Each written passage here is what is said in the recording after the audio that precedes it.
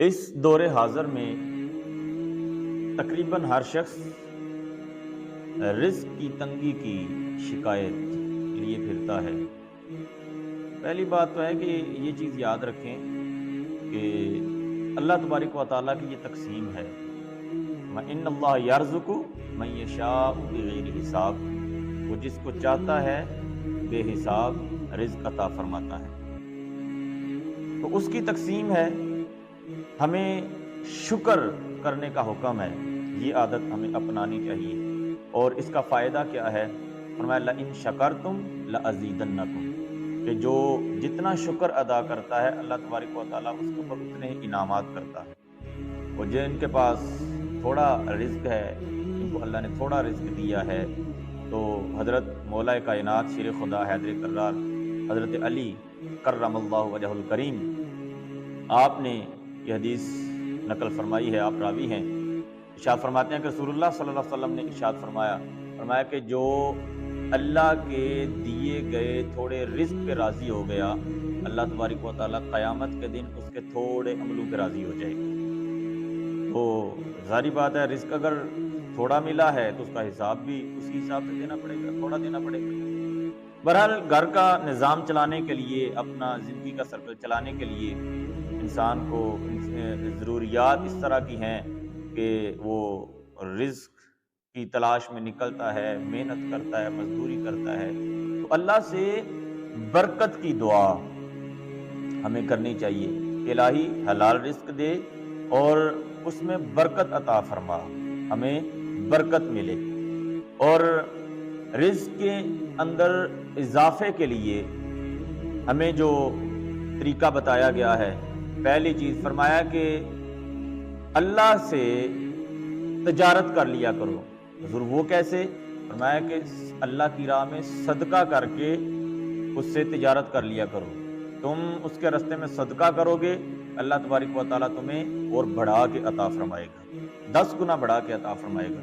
اور یہ چیز ہم نے روایات کے اندر پڑھی ہے، لیکن اکابرین نے، بزرگان دین نے، فقراء نے ہمیں اس چیز سے عملاً گزر کے دکھایا ہے، ہمیں اس چیز کا پریکٹیکل کر کے دکھایا ہے۔ حضرت رابعہ بصریہ سلام اللہ علیہا، آپ کا نام کون نہیں جانتا، آپ کا نام کسی تعارف کا محتاج نہیں۔ تو حضرت رابعہ بصریہ سلام اللہ علیہا کی عادت یہ تھی کہ لنگر پکتا رہے اور مخلوق خدا آتی رہے اور لنگر کھاتی رہے، میں اللہ کی مخلوق کی خدمت کرتی رہوں۔ اور بزرگان دین کا یہ ذہن ہوتا ہے کہ ہم مخلوق خدا کی خدمت کرتے رہیں۔ اور بابا بلے شاہ رحمۃ اللہ تعالیٰ علیہ، آپ نے لکھا نا کہ اٹ کھڑکے دکڑ وجے تتا روے چلا، آن فقیر کھاکا جامن راضی ہوئے بلا۔ تو فقراء کا یہ مزاج ہوتا ہے کہ وہ مخلوق خدا کی خدمت کرنا وہ فخر سمجھتے ہیں۔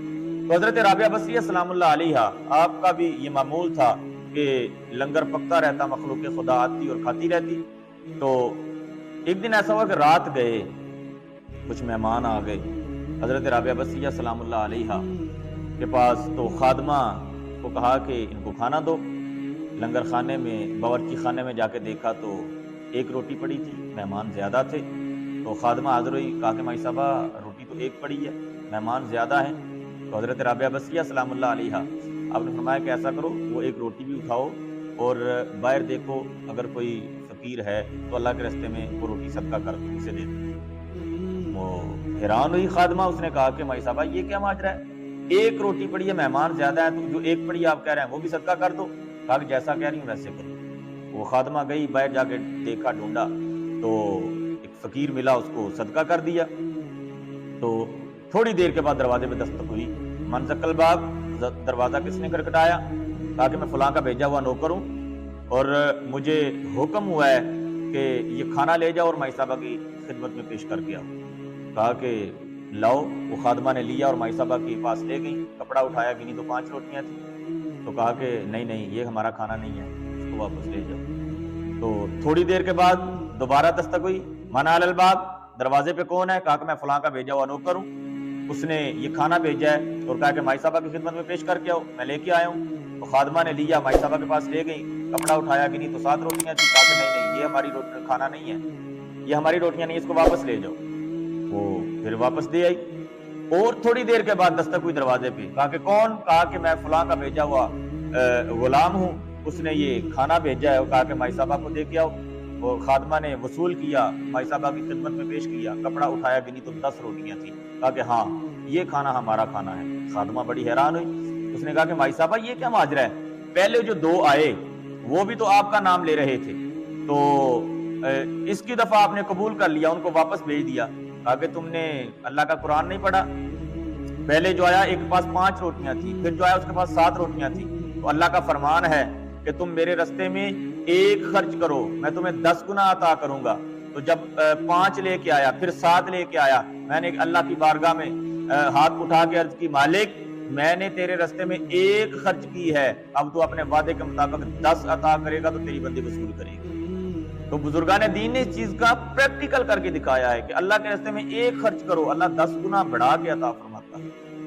اور یہ پہلی چیز کہ صدقہ کر کے اللہ سے تجارت کر لو، اللہ رزق میں برکتیں عطا فرما دے گا۔ دوسری چیز فرمایا کہ رشتہ داروں کے ساتھ حسن سلوک کیا کرو۔ اگر تم چاہتے ہو کہ تمہارے رزق میں، تمہاری عمر میں برکت ہو، تو فرمایا کہ رشتہ داروں کے ساتھ حسن سلوک کیا کرو، ان کے ساتھ اچھا سلوک کیا کرو، اور ان کے لیے مشکل پیدا نہ کیا کرو، بلکہ ان کو مشکل سے نکالا کرو، جہاں تک ہو سکے ان کی مدد کیا کرو، ان کے لیے آسانیاں پیدا کیا کرو، تاکہ تم ان کو مشکل سے نکالو کہ اللہ تمہاری مشکلیں آسان فرما دے۔ تو تیسری چیز فرمایا کہ جو شخص 21 مرتبہ نماز مغرب کے بعد 21 مرتبہ سورہ کوثر کی تلاوت کرتا ہے، اللہ تبارک و تعالی اس کے رزق میں برکت عطا فرما دیتا ہے۔ 21 مرتبہ، اگر مشکلیں زیادہ ہیں، حالات زیادہ کٹھن ہیں، تو آپ ہر نماز کے بعد بھی یہ وظیفہ کر سکتے ہیں، لیکن نماز مغرب کے بعد 21 مرتبہ سورہ کوثر کی تلاوت کو اپنا معمول بنا لیں، اللہ تبارک و تعالی تمہیں وافر مقدار میں رزق عطا کرے گا۔ اور چوتھی چیز، جب گھر میں داخل ہوں، گھر میں کوئی موجود ہو یا نہ ہو، گھر میں داخل ہوتے ہی السلام علیکم کہا کریں۔ السلام علیکم کہہ کے نبی پاک صلی اللہ تعالی علیہ وسلم کی ذات پہ درود بھیجا کریں، اس چیز کو اپنا معمول بنا لیں۔ گھر میں اگر کوئی شخص موجود ہے تو ٹھیک ہے، آپ السلام علیکم کہہ دیں، لیکن اگر گھر میں کوئی بھی موجود نہیں ہے، السلام علیکم کہیں، اور اس کے بعد نبی پاک صلی اللہ تعالی علیہ وسلم کی ذات پہ درود پڑھیں، اللہ رزق کے اندر برکتیں عطا فرما دے گا۔